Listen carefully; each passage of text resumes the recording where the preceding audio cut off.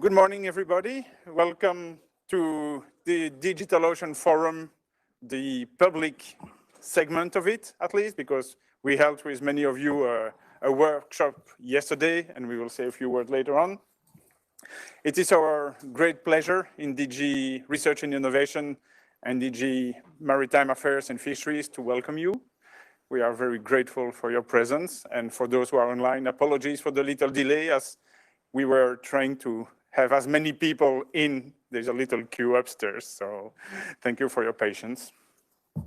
To open the Digital Ocean Forum session today, I will kindly ask the Deputy Director General of DG Mare, who is also the chair of or the mission manager of the mission Ocean, Restore Our Ocean and Waters by 2030, to say a few words. Kestutis, the floor is yours. Yes, hello, good morning, colleagues who are present here and also those who are with us online. I'm very, very happy that we have the second forum since Paris last year, last April. And I think we can be proud that we have progressed very well. But let me maybe start from a bit further away and to remind the imperatives of why we are doing this big project. It's a big project, but the challenges that we're trying to address with it and the imperatives are even bigger. And again, that comes down to the ocean, which is, as we know, still an enigma to many of us. But one thing we know is that the state of the ocean, state of our seas and our waters isn't good. And the more we look into that, the more worrisome it becomes.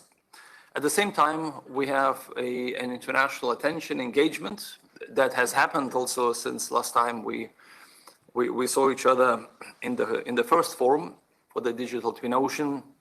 We have had international agreements such as the protection of the biodiversity that was agreed in Montreal last year. We had an international agreement on the protection of the high seas, the so-called Biodiversity Beyond National Jurisdiction, the BBNJ agreement. And this is quite a rare occasion, I have to say, because such international agreements under the UN flag don't come often. They don't come every year. In fact, they barely come every decade. So this is clearly a sign, a proof that the international engagement, international attention to the oceans is growing strong. We also have other agreements, like in the World Trade Organization on the cutting the subsidies on fisheries. It may be a very specific topic, but the background for that is a lot bigger. It's precisely about protecting the marine resources so that we build our blue economy, our sustainable economy in a different way. And one thing that unites all of these agreements, as well as international engagement, is the knowledge that is being brought upon us and that requires action to take. At the same time, again, ocean is still a mystery to us. It's still a mystery to us, regardless of the fact that there is so much research that is ongoing, that is increasing there, and we keep discovering new things. We keep discovering new species. We keep discovering the effects of the climate change on the ocean. We discover the effects of the human activity on the oceans and our waters and marine ecosystems there. And yet we are never sure what these effects really are and where they're leading and driving to. So as always, the conclusion of any research project is that there's more research that is needed, more knowledge that is needed for us to take any meaningful decisions. And this is where we have embarked upon major projects. One of them is the mission of the oceans and the waters, and namely restoring them, protecting and restoring them by 2030. The mission has been now living the second year and has, I believe, reached many of the people's minds and hearts and interest. And we have a huge mobilization because it goes in all directions. And everybody's who's signing up to our charter, which is the sort of the place to signpost their pledges and the commitments, is also interested in how we're going to do this. And the question how is going to be again answered by more knowledge, by more solid knowledge. And that's why we felt that apart from the major objectives for the ocean mission, for the restoration of ecosystems, for the reduction of the pollution, for building different type of the blue economy, we also have to build a knowledge base, but we have to do it in a new and different way. And this is how Digital Twin Ocean became part of the ocean mission. And that's why it is really the key part of it. It's a very special part of it, like no other. And that's the one to which we are also very much committed and we want to take forward far and fast as well. Now, the progress that we have seen over the last 14 months since Paris Forum is enormous, because in Paris we still had an idea. We were just gathering a group of friends, group of like-minded people, looking at each other and saying, basically nodding to each other, confirming that yes, this something like that is needed. But how are we going to do this? How fast? What have we got on the plates? Where do we take it? What's the scale? Who is going to do this? It was still the question. Not everything has been answered, but I would say that we have made an enormous advance compared to last year, because we now have projects. We have a solid base, which is the ocean mission, within which the Digital Twin Ocean is anchored, and it's a stable one. We have, again, engagement. We have alignment of many efforts, of fantastic projects and fantastic ideas that are being pursued by many of you and many stakeholders who are either online or might not even join just yet, but who will be contributing to the Digital Twin Ocean. And again, the two components of it may seem trivial and banal. One of them is the cutting edge technology. Everybody's doing it. You know, in all spheres, we are developing the cutting edge technology. There's not a single field in our societal life which doesn't happen. So, you know, we are doing it exactly the same thing. The other one is collaboration and cooperation. Again, it's a very simple finding that it's only by doing things together that you go far. May not be always the fastest way, but only you go far. But the uniqueness of the Digital Twin Ocean is that the two components come together. If taken separately, they look trivial. If they are taken together, they make Digital Twin Ocean unique, because this is the biggest project from what I can see, from the horizons that we've scanned so far, that is being done not only in Europe, but I would say globally. We know that our partners are doing something similar to do seabed mappings, they do different kinds of information gathering, but nothing of this comprehensiveness, of this complexity. And that's why we also need to connect to everybody else who is doing this part. And this has to be really the big project of the world, of the entire ocean. And that's why we are making all these data, all the facilities, all the functionalities of this project available to everybody who wants to do anything good for the ocean. And that's really the uniqueness of this project, which is also of interest to instances like United Nations and many international organizations around the world. The workshop that took place yesterday for me is a confirmation that we have progressed and we are now hands-on. So we have moved from the big idea into something that is very concrete, where we can see what models we can develop, what data we need to incorporate, what technologies we have available now, which are coming online, and how we're going to achieve all that. What is also important is the whole corollary and the background with all the different rules, such as ethical rules, which we're going to discuss also today. Because as you have seen, the explosion of the generative artificial intelligence, which is an absolutely new phenomenon, which takes our capacities to a completely new level. And this is very relevant also for the Digital Twin Ocean, especially when it comes to the predictability capacity. We also have to see how we're going to do it in the right way. Not only how we do it the right thing, but also in the right way. And that's why the vote, for example, in the European Parliament yesterday on the artificial intelligence, and especially this angle, even though the attention was captured mainly on the face recognition, but we know there is a lot more of that. We have to take care of that ethical angle as well, because we're talking about enormous data, which is accelerating exponentially in its collection, its availability. But we need to be sure that it's done for the right purpose and in the right way. And I'm very confident that if we do those things in parallel, looking at each other, then we'll do it right. There will be no regrets in the future. But one way or another, it's very clear that we'll have to do it. Now, the next stages will be bringing all the projects, all the knowledge, all the technicalities that we have together. And that would mean that we'll have to look into the data from marine environment or human activities for the blue economy in the coastal communities. And again, we're getting more and more knowledge about that.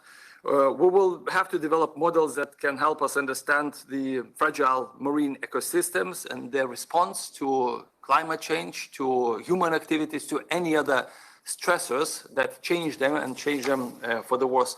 We'll have to look also at what digital twins are being developed locally, and especially the specific activities for the blue economy, because there is a lot of digital knowledge gathering that is ongoing, and predictability models are being developed. So we have to bring everything together whenever it's relevant. And also we'll have to develop the what-if scenarios that will allow us to understand and advance the impact of our decisions and providing the opportunities to adapt them once we get that knowledge. And this is where I would like to say my last message is that our commitment is unwavering. Commission's President Ursula von der Leyen promised the core infrastructure of the digital twin ocean by the end of the Commission's term, which is next year. And we're working day and night with our contractors, but also with all of you to do this, to have the prototype, something that we could put to a test and probably start deploying. My wish, and in a way kind of a dream, but probably it's not a dream, but becoming quite a reality, is that when we enter a new political cycle in the European Union, and that will come with the parliament elections next year, and with the new Commission that will have to start operating from November next year, when the DTO prototype will be in place, that the Commission will be able to take the decisions regarding the ocean with the help of digital twin ocean. We know that it may not be the full-scale deployment, but we'll have to start from certain parts of it. And there are many decisions that still need to be taken, and we don't know what to do, where to go. Just take example of the biodiversity and the protection of ecosystems. Today, by the way, also in the European Parliament, we'll be seeing a very tight vote on our proposal for the restoration of the biodiversity targets. One thing is the politics, but what's behind it is the uncertainty and not being sure, are we doing the right thing? Do we have enough knowledge? Do we know what the impact will be on other parts of the economy, even though in this case, it's the farmers that are being now put on the spotlight. But the same goes, for instance, for the fishing communities, for marine transport, for the renewable offshore energy development. And it's true that when we make the decisions, sometimes we don't know exactly how it's going to play out, and we may never know, but we need to have the best tools at hand to make the informed decisions. And for me, again, the digital twin ocean could be one of those which will allow us to decide faster, to decide with a less error margin, and to be a lot more sure about what we're doing. That's why I would very much like the DTO to be available for the next Commission to make big, far-reaching political decisions, which I never will in any case. But we'll have to make them with the best tools that are available at our hands. And for me, again, the DTO is really the one that could make a major, major difference. So thank you very much for your attention here. Thanks for your support. And let's keep doing it, because this is an undertaking that's like no other, that has not been done ever before. And I'm sure if we do it in the right way, we will never, ever regret having done this. Thank you.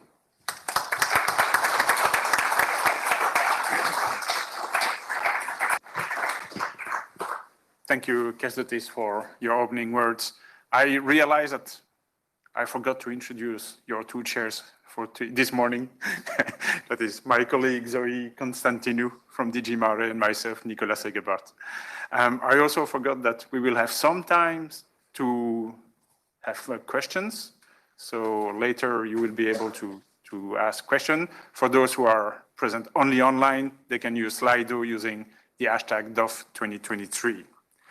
And it is now my very great pleasure to introduce you to the second esteemed speaker of this morning, Pascal Lamy. There is little need to introduce Pascal Lamy, former commissioner in the European Commission, Director General of the World Trade Organization, and now very active on many, many fronts. To name just two, he's president of the Paris Peace Forum and of the Jacques Delors Institute, and his passion for the ocean also led him to be the chair of the Mission Ocean Board. So Pascal, I hope you can hear me because I don't think you can be much far away from where you are now. Pascal is connecting from Nouméa. So this is a good test of our digital infrastructure. So Pascal, the floor is yours. Thank you very much, Nicolas. I hope you can hear me fine. Is it the case? Very good. Yes, we do. And hello, everybody from French Caledonia, where it's now night, where I am chairing a Pacific Economic Cooperation Council seminar on issues related to the deep sea.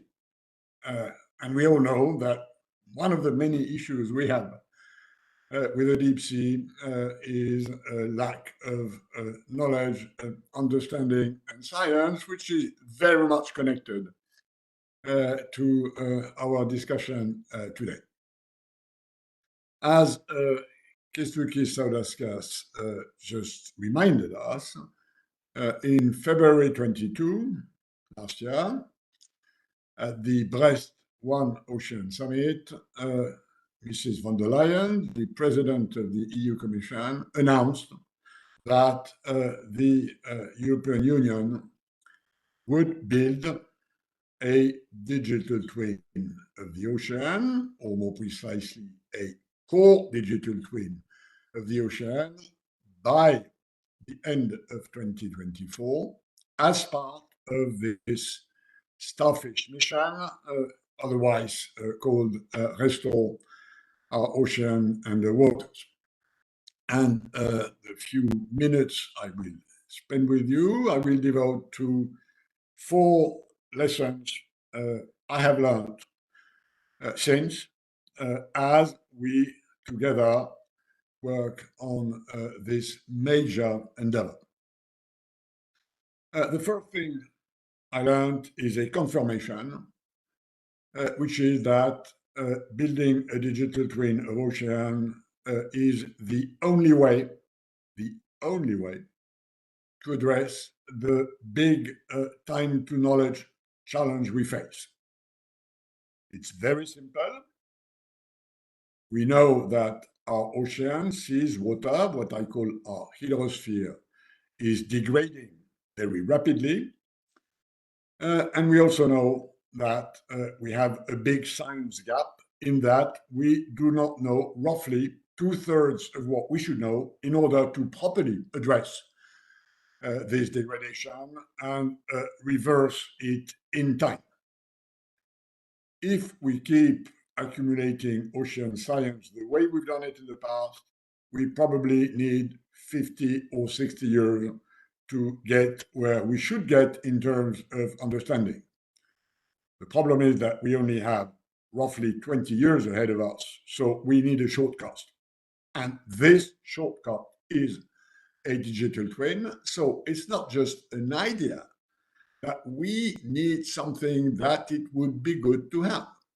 It's an absolute necessity to address one of the major challenges this planet is facing. Second thing I learned, which is the good news, which is that we can do it. We know roughly how much and how much more we need in terms of data, in terms of better data, for instance, the resolution of space observations or the quality of in situ water observations. We also know that we can build more and better models in order to use these data, crunch them, and give us the sort of simulation capacity which a digital twin does. It's true for the ocean as it is true in medicine, for instance. The third thing I have known, and I know, is that we still have a number of difficulties to overcome, and most of them have to do with integration. A digital twin is the aggregation of local twins or of twins dedicated to one part of ocean science, be it bioscience, be it climate science, be it wind science, be it current science. We also know that we can create digital twins for the Mediterranean, for the Atlantic, for the Baltic, for the Danube or the Red Sea. Integrating all this is the major challenge we have. And of course, this will be helped by the fantastic progress of AI, which Kęstutis Saudargas already mentioned. The fourth thing we know is that this prototype can now probably be ready by 2024 if we keep working together the way we've done it so far. And of course, we need more than that. And that this fits extremely well with a new time horizon, which we have, which is the next United Nations Ocean Conference, UNOC 3, which will take place in June 2025 in Europe, namely in France, in Nice, in June 2025. So this is the occasion to take stock of our prototype and project it on a more global scene. We all knew from the very beginning that building a European digital twin of the ocean would inevitably transform into building a global digital twin of the ocean. This is the occasion to switch from our European achievements into something which is a global one. And that takes me to my conclusion. The more I dig into these issues, the more we progress in this Starfish mission, regenerating our ocean, seas and waters, the more I see behind what we are doing in Europe, the global picture. And the global picture of the ocean digital twin is open science. Its main feature will be that it is open. Open science of the ocean is not, my friend, just a big scientific achievement. It is more than that. Given the formidable asymmetries which we have north-south in the environment and in information and in data and in capacity to aggregate them and its capacity to extract action from the digital twin, there is a much more global challenge which has to do with peace. So a digital twin is not just about science, it is also about peace. And this is one of the reasons why I keep so enthusiastic about this novel achievement. And I'm sure that you share this global dimension, and this will add to the energy we have together to get there. So good luck for the next step, which I think we are all trying to build together. Back to you, Brussels, Nicolas, and Zoe, and many thanks for your attention.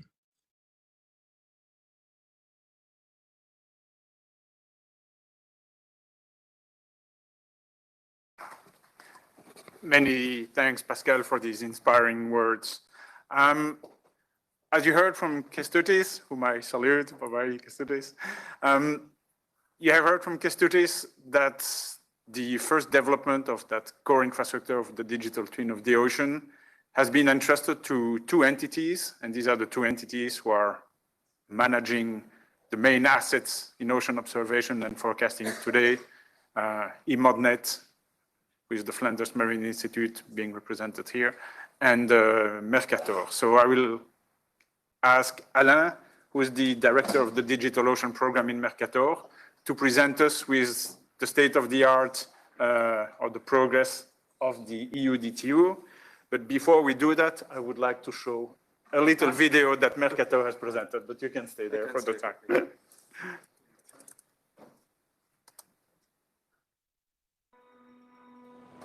Oceans cover over 70% of our planet, sustaining vast and complex marine ecosystems and supporting billions of people.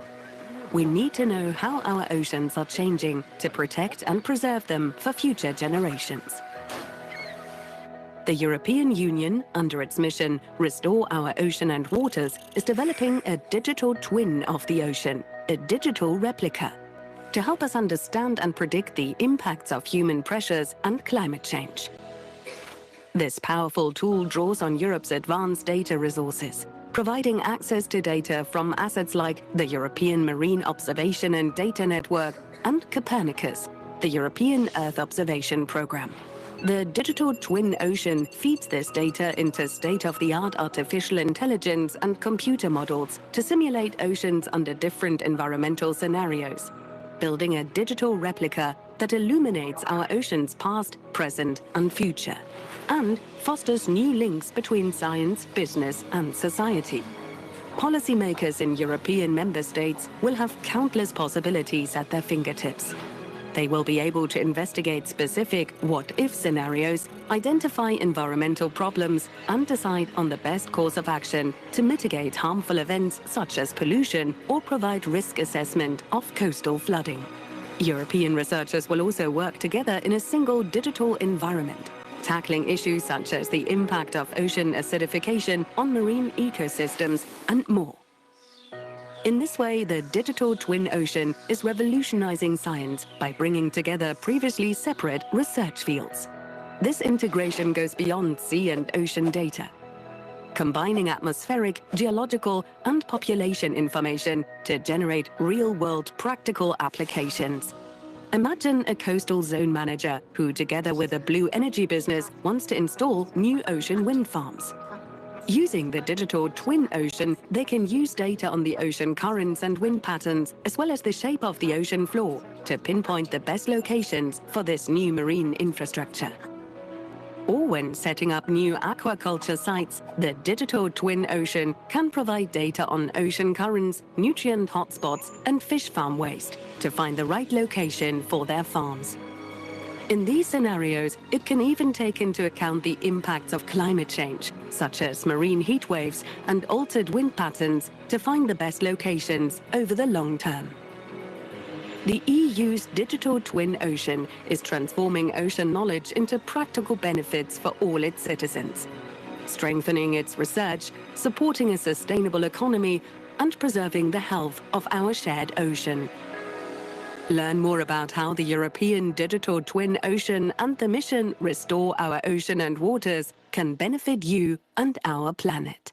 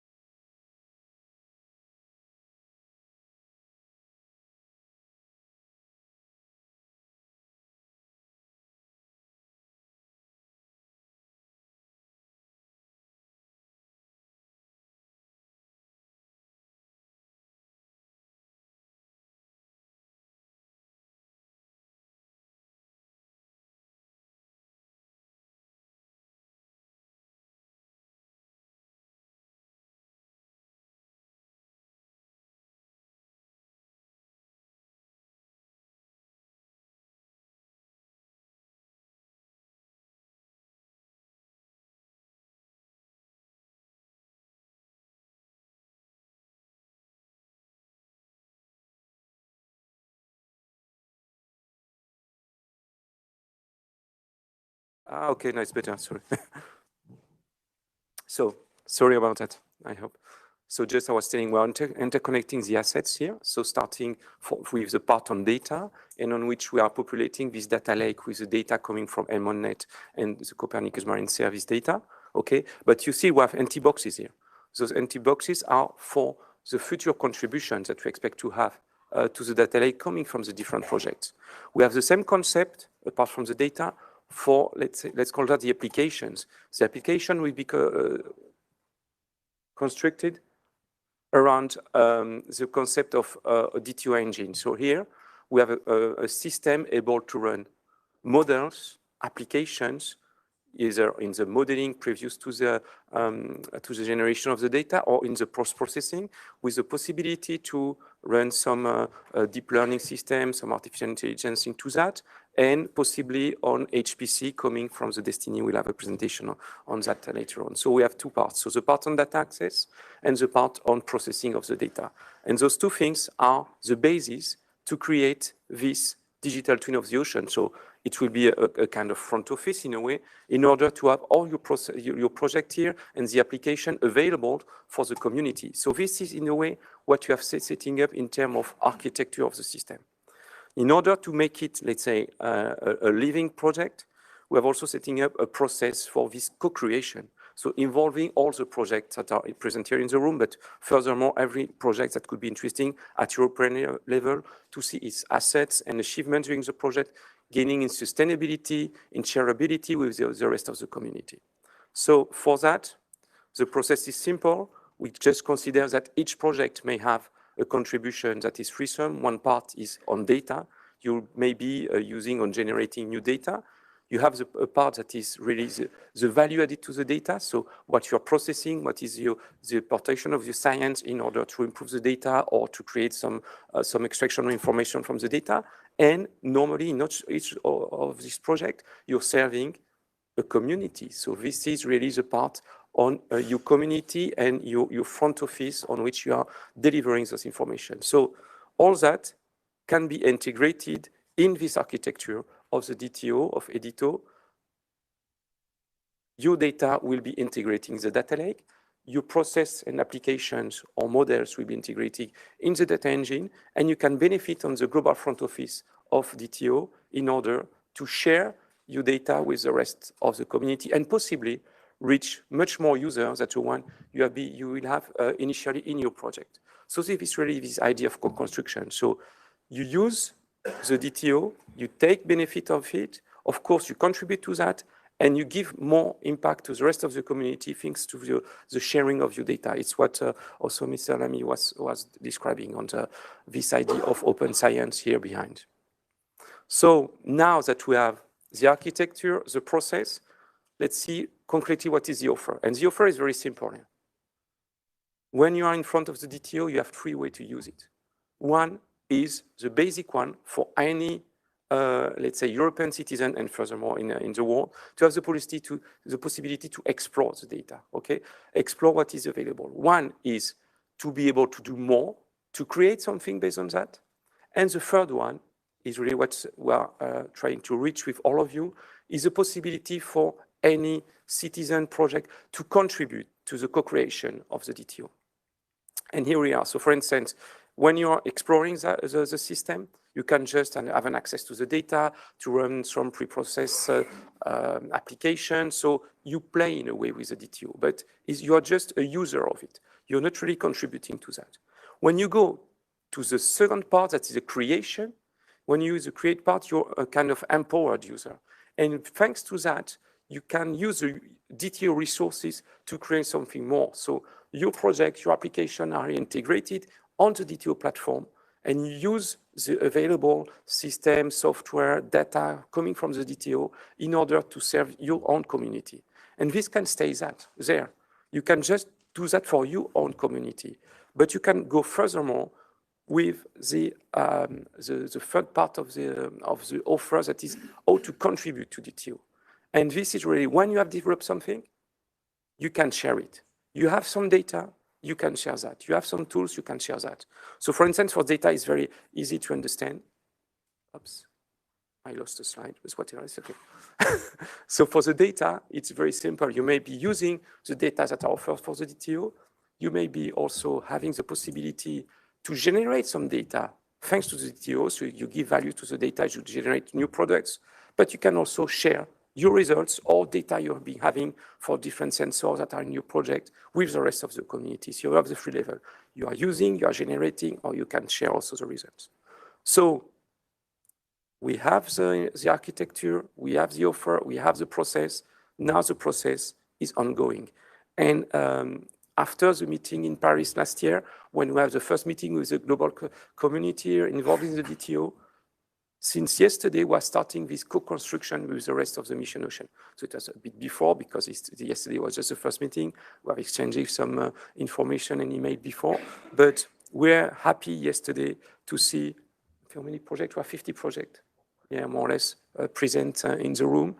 So exchange these ideas. So I'm not going to detail that because it will be the subject of another presentation afterward. But during this event, we had two parts. And I think it's interesting because we see the two ways of the contribution here. One part is on the co-construction. I hope you can read that, based on 4 technical groups. So here we are really in the, let's say, the back office of the DTO. Thank you.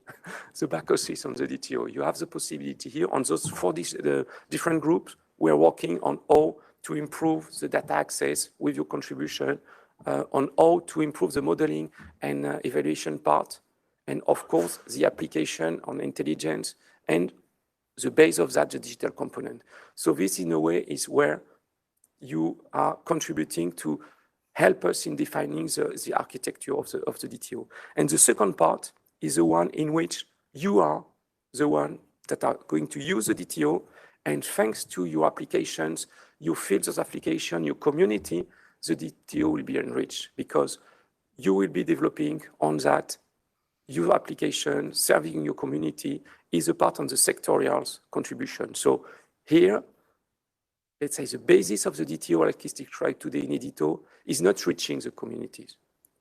You have the one to have to make the bridge between this architecture and the different communities. And it's really here that we need your help. And of course, in the previous stage, you need your requirements in order to be able to give you the tools to reach those communities. So to conclude, I think we have felt a bit of pressure those days, and even today and every day on this need to, on this long journey towards the construction of a DTO that will be a long-run project. It's not something that will be finished next year. We have also to deliver this milestone at the end of mid of 2024, not the end, in fact. So we have started the construction process. We have all the communities that is involved today, and the Edito DTO project is ready to scale up. So I think we're on good track, and we hope that you will see that also with the presentation of my colleague from Belize on your contribution to this co-construction. Thank you very much.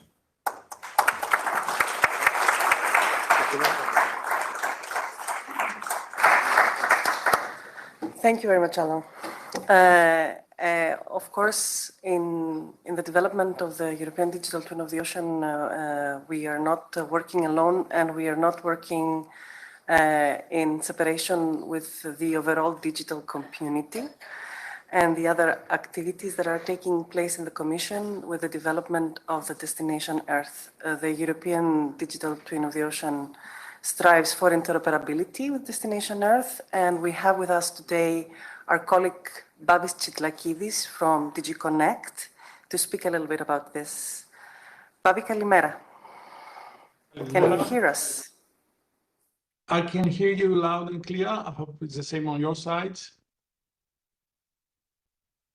Can you hear me? All right. Okay. So we can start, if you like, with the slides. So thank you. First of all, let me thank you for inviting me in the Digital Ocean Forum 2023. It's a great chance to discuss also about what we are planning to do with Destination Earth, but of course to also describe and give you an overview of what is the plan regarding the interoperability between Destination Earth and the digital twin of the ocean. So being cautious of the time, let me start right away. So with Destination Earth, we are planning to develop and create a highly accurate digital model of the Earth, gradually built in the next years. So there, Destination Earth will be about monitoring, simulating, and predicting natural phenomena and the impact of human activity on Earth.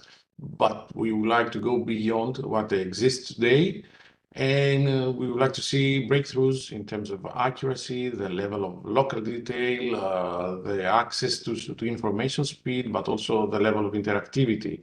So using Destination Earth in order to create and test what-if scenarios, integrate impact sector applications, and support a more sustainable development.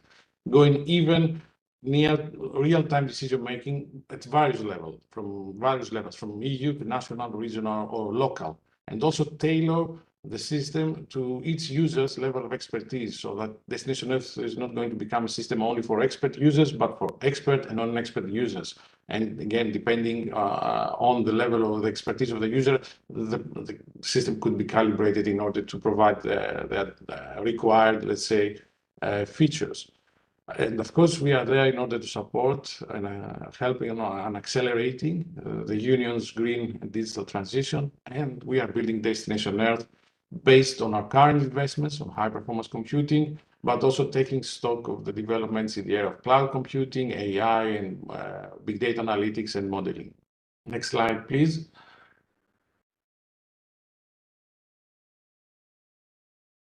So the implementing entities of Destination Earth are the ones that you already know from Copernicus, ESA, ECMWF, and EUMETSAT, each one being responsible for one major component of Destination Earth. So ESA is responsible for the core platform of Destination Earth, EUMETSAT for the data lake, and ECMWF for the digital twin engine, the engine that will power the first two big twins that we are planning to deploy, the one on climate change and the other one on extreme events.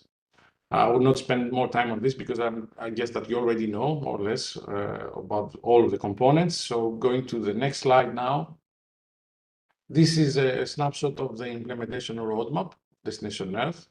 As you can see, we started early 2022. We are now in phase 1. And I just realized that today is a landmark. We are exactly 1 year before rolling out Destination Earth, because the plan is that we go live mid-June 2024, next year. So today is mid-June 2023, 1 year before deployment.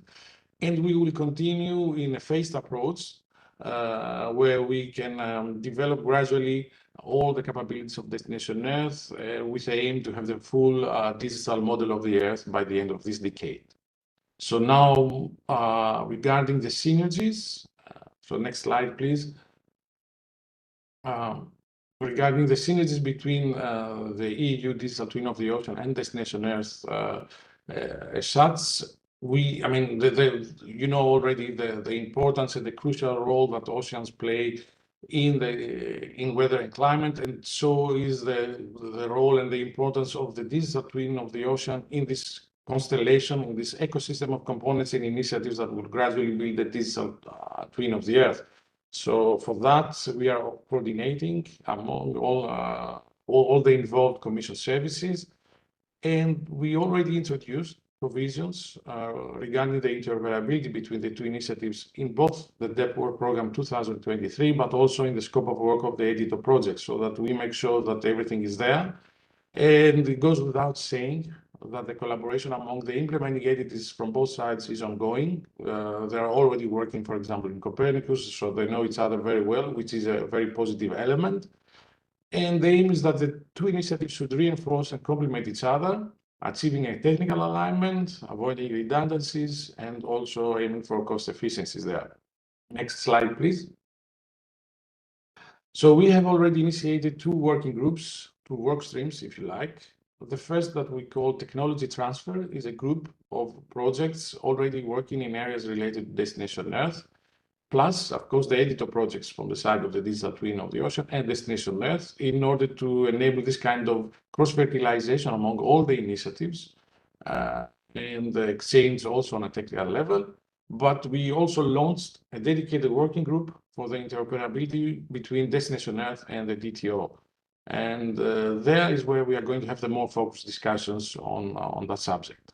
Next slide, please. So regarding the first working group, the one with all projects, we kicked off last March, where we had the first technical exchanges among all participants. Again, the aim is that we discuss on the current developments, and we see how we can make this kind of an alignment so that also the DTO could benefit from the developments there, Destination Earth the same. We would like to reach a common understanding in terms of scope, activities, terminology, so that we can speak the same language, and that this, of course, in turn will help us proceed further. Destination Earth could serve there as an enabler, if you like, by providing reference architectures, reference components, reference technologies that could be reused by the DTO and the other projects. But at the same time, it goes also the opposite direction. So the Destination Earth would like to take stock of the developments in all these areas and proceed further, because we are not building Destination Earth in isolation. So we would like to also include relevant developments from other areas. And the aim is again to have these projects really moving from a state of isolated research project to an initiative that could support sustainable operations and the further porting of elements of these projects to Destination Earth in the future. Next slide, please. So we also, oops, it went very fast. So now when it comes to the dedicated working group regarding the interoperability between the DTO and Destination Earth, we also kicked off last March. Again, the process was more or less the same, to sit down and discuss in a structured manner regarding technical elements between the two sides. Thinking about proceeding with interoperability scenarios that will be based on common user needs and use cases spanning across the board, so that they can fulfill the needs of users. And in turn, by identifying first the user needs and the related interoperability scenarios, then move on a discussion that will have to do with the resources that will become available in order to enable the realization and the implementation of these interoperability scenarios. So the aim, one of the first targets, if you like, is to have a consolidated timeline or roadmap, so that we can sync the activities between the two initiatives, so that we have common milestones, so that we make sure that we are not going to lose any major development there. The implementing entities from both sides, they are working on their own pace, but of course we will have frequent milestones and checkpoints with all Commission services involved, so that we can also facilitate and support the process. And we are now in discussions regarding the next checkpoint, so the next meeting with all parties involved. And I think with this one, I exhausted my time, and I would like to thank you once more for inviting us in the Digital Ocean Forum of 2023. Thank you.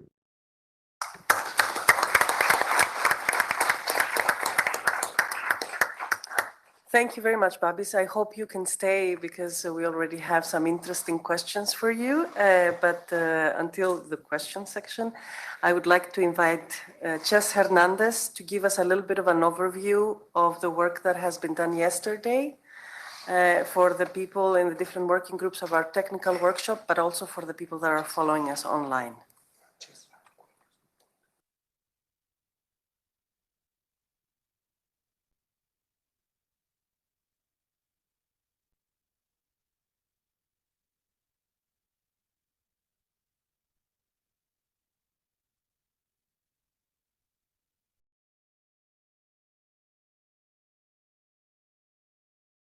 No, louder? Okay.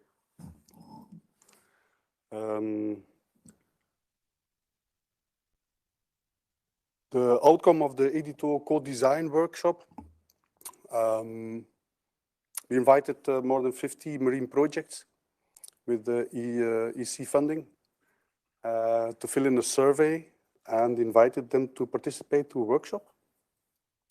Already the numbers of the survey were promising. 42 applications were filled in.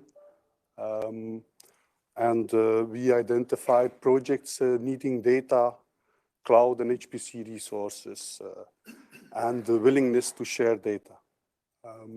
Workshop agenda was on, well, an introduction of the DTO project, outcomes of the digital forum in 22, what Edito has to offer, and then several parallel sessions to discuss that offer and possible contributions.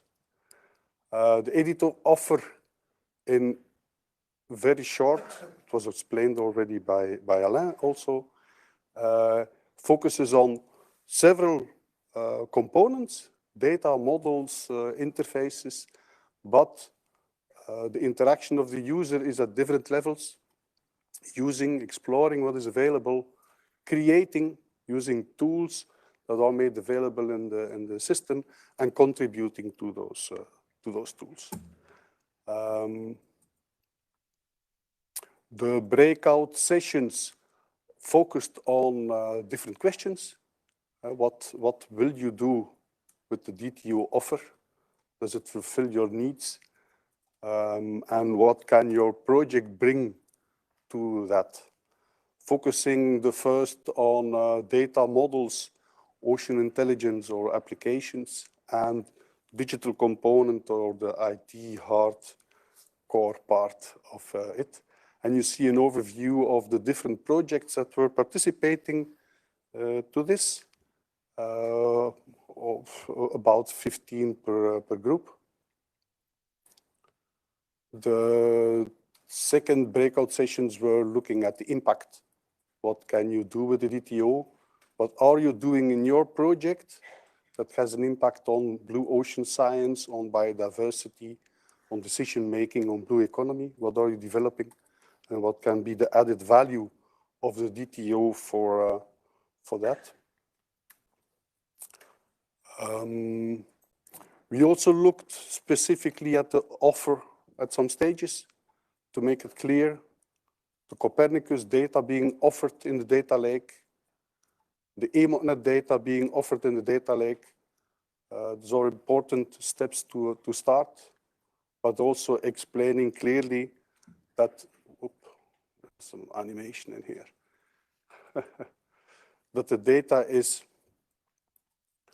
can be accessed to the DTO in the data lake, but it can be imported, it can be interfaced, and it can be shared. Those are important parts in the discussion on what the DTO has to offer and what the role of the different projects are in this infrastructure.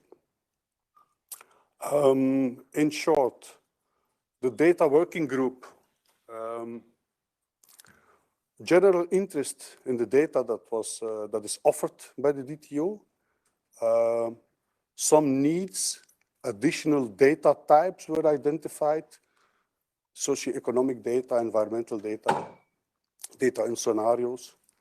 On the offer, different data types that can be shared and that are not already in the system, things we know like genetic data are not mapped yet. There are different projects that are making those available and different projects that are focusing on making that available within the DTO, projects to be started soon. Several concerns raised, which we will take into account. Quality of data, duplication of data, always a problem when you bring in new data into the system, things that you need to have a look at. Concerns on data sharing, privacy, ownership, acknowledgement, normal things, and the strong need to have the European initiative linking up to global initiatives within the UN decade and so on. Thank you, Marina, for that. I really wanted to show the fish word cloud. We also had a look specifically at the models that are being offered.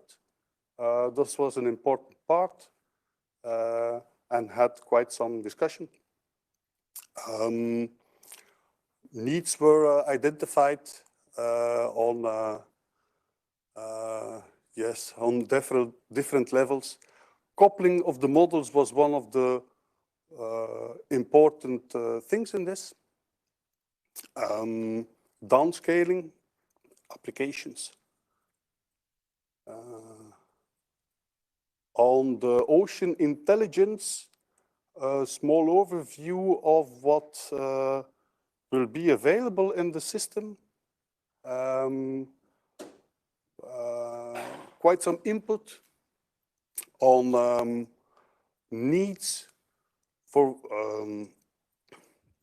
viewers, dashboards, data management tools. Focus on operationality, interoperationality and user experience, and in what can be offered to the DTO, toolboxes, models, virtual research environments, demonstrators. Pete took note of this and will follow up on them. Digital components or the basic hardware needs. Important there is that what we propose in terms of interfaces that the user will interact with are also the ones that are mentioned. RStudio, Jupyter Hub, Docker, ways of having models and interfaces into this bigger infrastructure. Decision making was more looking at applications of a digital twin. Several things raised also on the legitimacy of the digital twin in a policy context. Best practices, linking up to the UN ocean best practices, and capacity building were things to remember. The blue ocean focuses on the modeling part mainly, ocean modeling part of physics. Their variables, different variables were mentioned. The resolution of the models, something that the digital twin should focus on and is focusing on actually. And then the offers on virtual labs, sharing of code and tools, workflows, multidisciplinary data. Some concern on storage. Storage capacity was mentioned several times. Yes. Oh, sorry. And then the session on biodiversity, marine environment, conservation.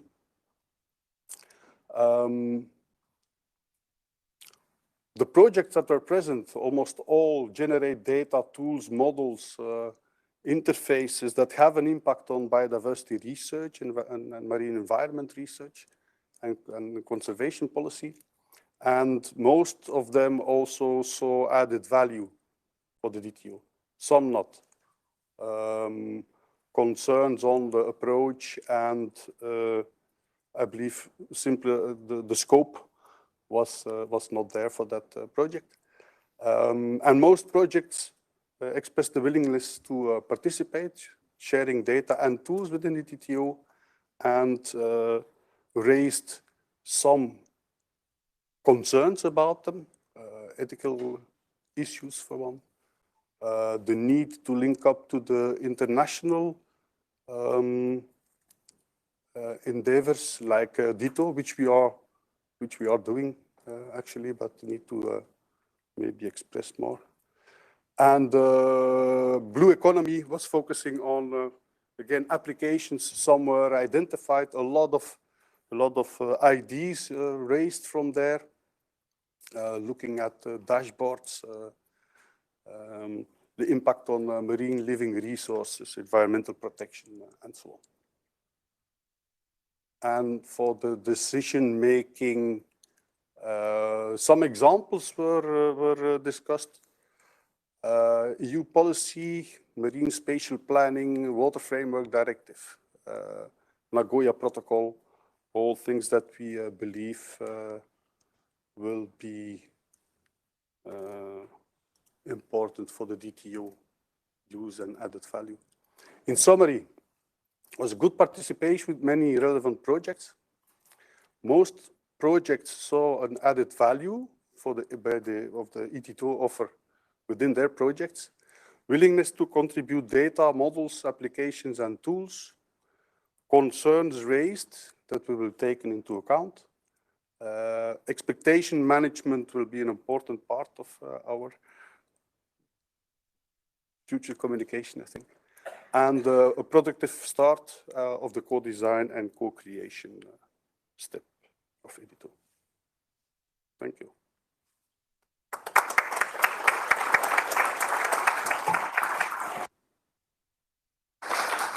Thank you, Chess. We have a number of questions coming from the Slido. Babis, I will first give the floor to you with a question that is relevant both for the digital twin of the ocean and for the destination Earth. The question is, which digital twin will work on land-sea interactions and interface? Okay, first of all, let me thank you for the questions raised. This one, I think, really is a very interesting one because it goes to the heart of the discussions that we are currently having among the two sides, as I presented in my speech. So I wouldn't say that it would be one or the other. I would say because we are having now two major twins coming, plus use cases already identified, plus use cases to be identified in Destination Earth, meaning that the seas or the marine component or element, if you like, will be present in many of them. So depending on the scenario, I would say again, it could be that the interaction between land and sea could run in one side, the other, or the workflow could be shared among the two. There is no black and white. This is how we see it, that we define that, it's the one initiative or the other taking over this part. And the same goes with other similar interactions. So it could be interaction between sea and air, and so the atmosphere. All of these would be discussed and identified in the context of this working group that we are currently having.